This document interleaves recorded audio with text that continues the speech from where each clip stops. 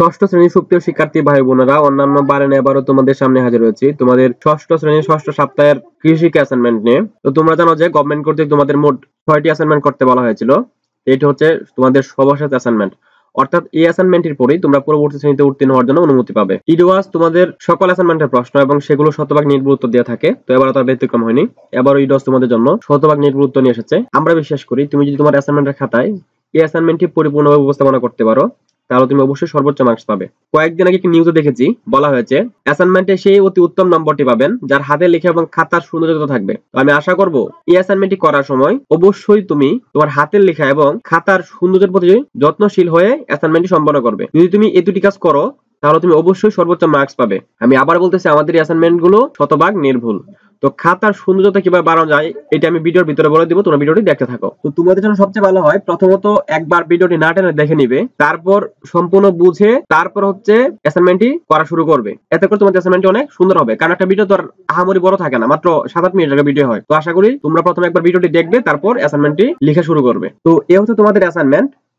এই অ্যাসাইনমেন্ট শুরু করার আগে আমরা একবার এক নজর প্রশ্নগুলো দেখে আসবো যে তোমাদের কি কি প্রশ্ন ছিল এই অ্যাসাইনমেন্টে। তো আমরা দেখতে পাচ্ছি তোমাদের ষষ্ঠ শ্রেণীর কৃষি সপ্তাহের যে অ্যাসাইনমেন্টটি ছিল, এই অ্যাসাইনমেন্টটির করা হয়েছে তোমাদের পাঠ্য বইয়ের 3য় অধ্যায় কৃষি উপকরণ এবং 5ম অধ্যায় কৃষি উৎপাদন। এই অ্যাসাইনমেন্টের শিরোনাম হবে কৃষি উপকরণ, কৃষি উৎপাদন অথবা কৃষি উপকরণ ও কৃষি উৎপাদন। তোমরা অনেক সময় প্রশ্ন করো ভাই শিরোনাম কি হবে? ভাই শিরোনাম হবে এখানে যে অধ্যায়গুলো থাকবে এই অধ্যায়গুলোর প্রথম যে লাইনগুলো থাকবে এই লাইনগুলো কমা লিখে দিলেই হয়ে যাবে।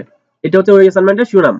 তো এই অ্যাসাইনমেন্টে তোমাদের মোট 2টি প্রশ্ন উত্তর দিতে বলা হয়েছে। প্রথমের প্রশ্নটিতে একটি উদ্দীপকের 2টি প্রশ্ন দেওয়া হয়েছে এবং পরের প্রশ্নটিতে তোমার এলাকায় জন্মে এমন ফুল, ফল, শাকসবজি ও মশলা জাতীয় ফসলের 5টি করে তালিকা তৈরি করে এবং সেগুলো অর্থনৈতিক গুরুত্ব বর্ণনা দিতে বলা হয়েছে। তো এখন আমরা প্রথম প্রশ্নটা সমাধান করব। প্রথম প্রশ্নটিতে বলা হয়েছে ষষ্ঠ শ্রেণীর কৃষি শিক্ষা ক্লাসে মাটি বিষয়ে শিক্ষক বললেন সব ধরনের ফসল একই ধরনের মাটিতে চাষ করা সম্ভব নয়। আলু, গম, পাট, তরমুজ, বাদাম, বাঁধাকপি ইত্যাদি ফসলগুলো চাষের জন্য ভিন্ন ভিন্ন বৈশিষ্ট্যের মাটি প্রয়োজন হয়। শিক্ষক আরো বললেন এমন এক ধরনের মাটি আছে যার অর্ধেক বালিকণা আর বাকি অর্ধেক পলিকণা ও কাদাযুক্ত হয়। এইটুকু উদ্দীপক দিয়ে প্রশ্ন করা হয়েছে। উদ্দীপকের প্রদত্ত ফসলগুলো চাষের উপযোগী মাটির প্রকারভেদ অনুযায়ী তালিকা তৈরি করো। হতে বলা হয়েছে শিক্ষকের শেষ মন্তব্যটি কোন মাটিকে নির্দেশ করে? ব্যাখ্যাপূর্বক ধান চাষের জন্য এই মাটি উপযোগী কিনা যুক্তি দাও। এখন আমরা এই প্রশ্নটির সমাধান করব। তো এইখানে এই প্রশ্নটির মূল্য নির্দেশকে বলা হয়েছে তালিকা তৈরিতে সঠিকতা, নির্ভুল তথ্য উপস্থাপন কর জন্য বলা হয়েছে। অর্থাৎ কর নম্বরে যে প্রশ্ন আছে উদ্দীপকের প্রদত্ত ফসলগুলো চাষের উপযোগী মাটির প্রকারভেদ অনুযায়ী তালিকা তৈরি করো, এটির জন্য অবশ্যই তালিকাটা কি করতে হবে? সঠিক থাকতে হবে এবং নির্ভুল তথ্য দিতে হবে।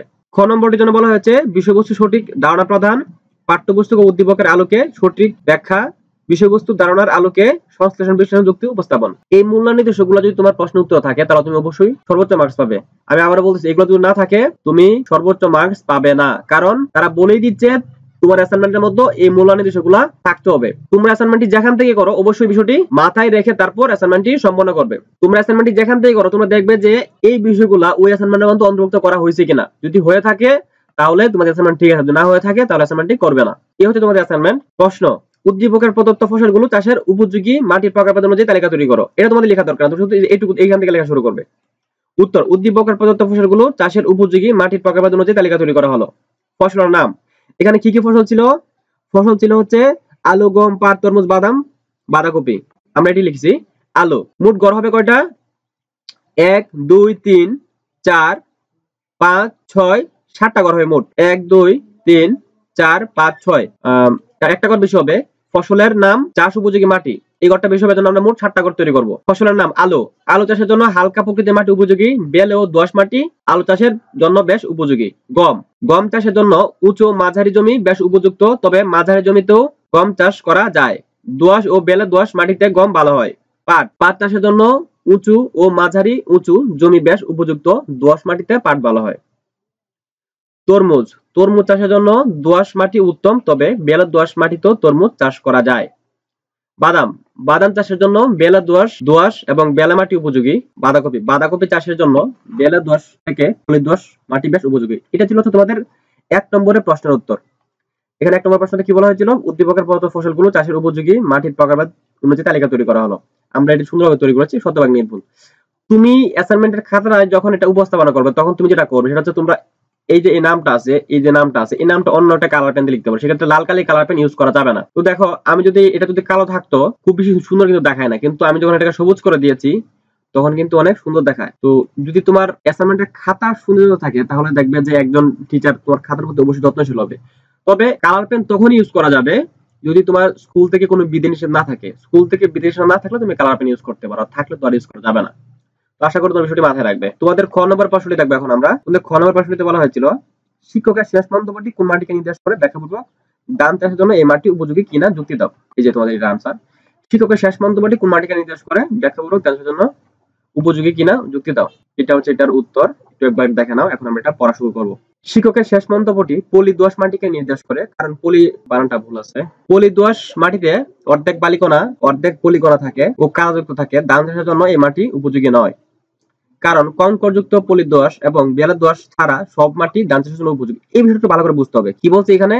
কারণ কংকরযুক্ত পলি দোআঁশ এবং বেলে দোআঁশ ছাড়া সব মাটি ধান চাষের জন্য উপযোগী। এঁটেল দোআঁশ মাটি ধান চাষের জন্য খুব ভালো। নদ নদীর অববাহিকা ও হাওর বাওর এলাকায় যেখানে পলি জমে সেখানে ধান ভালো হয়। এটা উচ্চ হবে না, এটা উঁচু হবে। উঁচু উঁচু মাঝারি নিচু সব ধরনের জমিতে ধানের চাষ করা যায়।